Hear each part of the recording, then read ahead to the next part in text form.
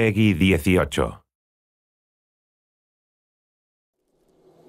Welcome, stranger. Name's Halleck, and it's a pleasure meeting you. I run this little shop.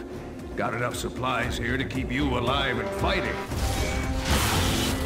Rage, at its core, is a first-person shooter. These other elements like racing and vehicle combat, they're additive to the experience. But it's important not to get confused by really what we do.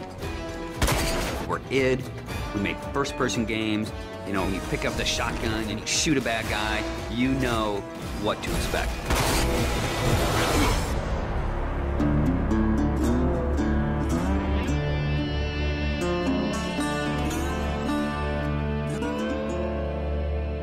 So in Rage, what we've tried to do is in every new environment that you enter, we give you a new weapon or a new ammo type or a new engineering item to keep the experience fresh. And as you play through the game, your arsenal grows and grows.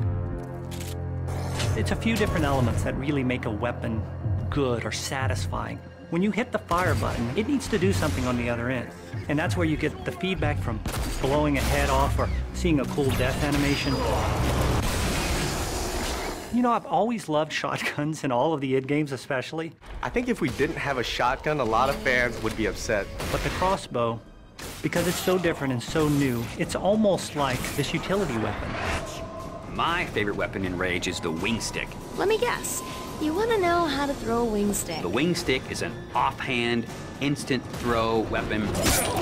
The wing stick is such an iconic weapon. It's this bladed death boomerang, and it has like a smart nano targeting core, is some of the mythos that we've built into it. And if you time it right, you can chop the heads off of mutants with it. We have these things we call gadgets or engineering items. Things like a little remote control car with a bomb attached to it. Now you're building this little defense turret. If you have the parts and you have the plans to build it, you can build these anywhere in the world. So now you're running around, you're firing, and instead of just tossing a grenade or just throwing the wing stick, you're tossing down a little defense turret. We have other more complex engineering items as you progress through the game, things like sentry bots that are automated robots that shoot all your enemies for you. If you utilize some of the other gadgetry items, you can make it a thinking man's game. But it doesn't stray too far from our core mechanics. It's one button. It all follows the same principle. I pay nicely for quality goods. There is an economy, and when people first think about the economy, they think RPG. But the economy is really your tool to manipulate how you want to play the game. It really is this player choice mechanic. So you're picking up this cash and these other cool items, then you sell it and you pick which ammos you want to buy. When you get these new things, you'll want to try it out. And when you do, you learn how that impacts you as the player and how you want to approach a situation. But at every step of the way, we never want the inventory to get in the way. It's there for a reason.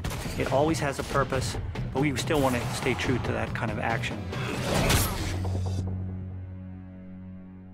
The world in Rage is about survival and all the elements that the player will need to succeed in surviving. It's up to them how they want to use those gadgets, weapons, and ammo types, along with the action shooter experience role that we intend for the player to take.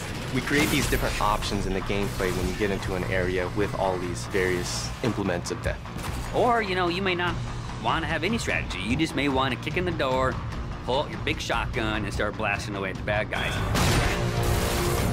We really give players the opportunity to engage the enemy AI in the way that's best for them. And we feel that that adds a lot of life and replayability to the game.